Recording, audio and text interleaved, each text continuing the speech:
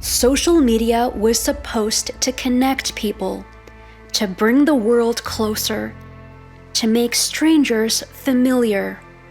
But somewhere along the way, it became a tool to spread hatred and violence.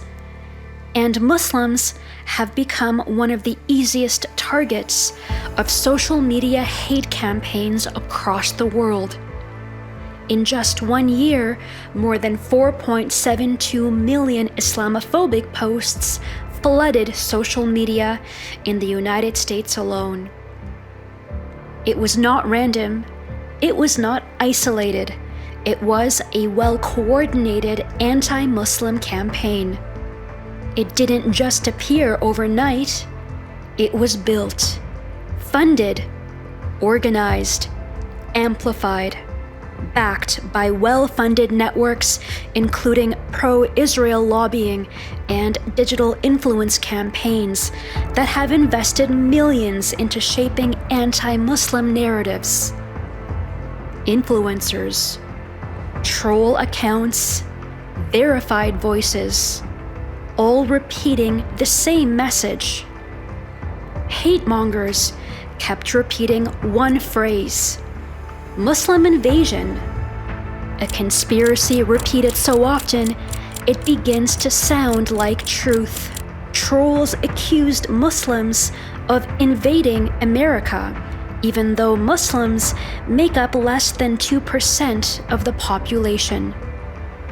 This isn't new. Islamophobia in America didn't begin today. It didn't begin with the September 11 attacks. But social media changed something. It didn't just host hate, it amplified it, turning whispers into a chorus. And then, those voices changed. They weren't just anonymous trolls anymore. They were elected officials. More than 45 Republican officials, many backed by pro-Israel lobbying networks, kept producing, amplifying, repeating Islamophobic narratives, not as fringe rhetoric, but as a strategy. Calls to ban Muslim immigration, attempts to label Muslim rights groups like CARE as terrorist entities, policies designed to erase visibility, no Arabic street names, no Muslim institutions without suspicion, no space without scrutiny. A Muslim housing project near Dallas was labeled as Sharia City, a claim pushed by far-right voices and amplified by powerful people like Governor Greg Abbott. A single post turning fear into narrative. And once a narrative takes hold, it spreads into timelines, into debates, into policy rooms. Even Muslim lawmakers weren't spared. Zoran Mamdani, Rashida Tlaib, Ilhan Omar, all targeted, all labeled jihadi and terrorists. Not for what they did, but for who they are. But this wasn't online anymore, because this is where it gets darker. At least 6 bills were sponsored or co-sponsored by Republicans across both chambers of Congress in less than 1 year, all referencing one word: Sharia, a term repeated 528 times, nearly half of all posts studied. Almost 1 in 3 posts linking Muslims to terrorism. 1 in 5 pushing a deeper claim that Islam itself is incompatible with the West. It was framed as a clash of civilizations.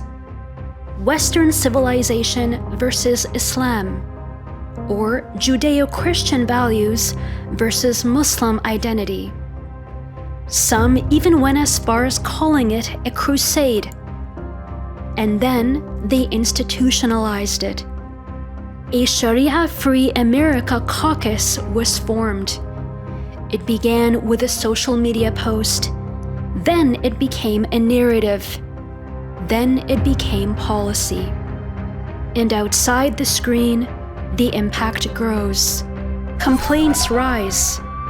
Fear spreads.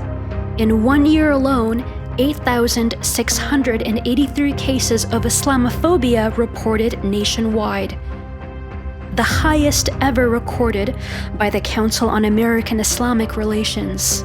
From Texas to Florida to Illinois, a state ruled by Democrats was on the second spot in the list.